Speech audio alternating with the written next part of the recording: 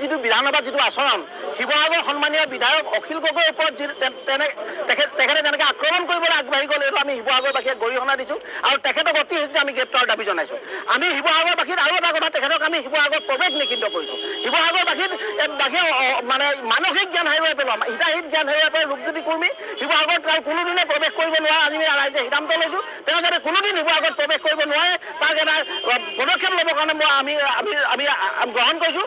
আৰু ইতিমধ্যে আমি শিৱসাগৰ সৰ্বস্ত ৰাইজ ওলাই আহিছে ৰূপজ্যোতি কুৰ্মীক আমি মানসিক ভাৰসাম্যহীন মানুহ হিচাপে আমি আজি আনুষ্ঠানিকভাৱে ঘোষণা কৰিছোঁ আৰু তেখেতে যাতে শিৱসাগৰত কোনোদিন প্ৰৱেশ কৰিব নোৱাৰে তাক আমি পৰিস্থিতি আজি সৃষ্টি কৰিলে, যি অসভ্য আচৰণ সৃষ্টি কৰিলে মৰিয়নিৰ বিধায়ক ৰূপজ্যোতি কুৰ্মীয়ে, তাৰ বাবে আমি একেমুখে ধিক্কাৰ কৰি দিছোঁ। আমি শিৱসাগৰবাসী ৰাইজ আৰু শিৱসাগৰৰ যি আমি ৰাইজৰ দলৰ কৰ্মী ইয়াত আছোঁ আমি সকলোৱে একেমুখে ধিক্কাৰ দিছোঁ।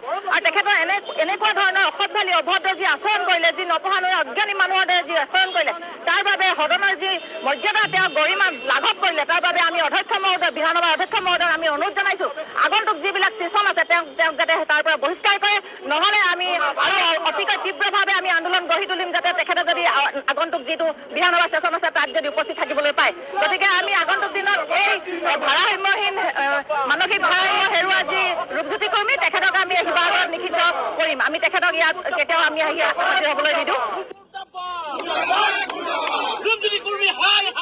বহিষ্কাৰ কৰিব লাগে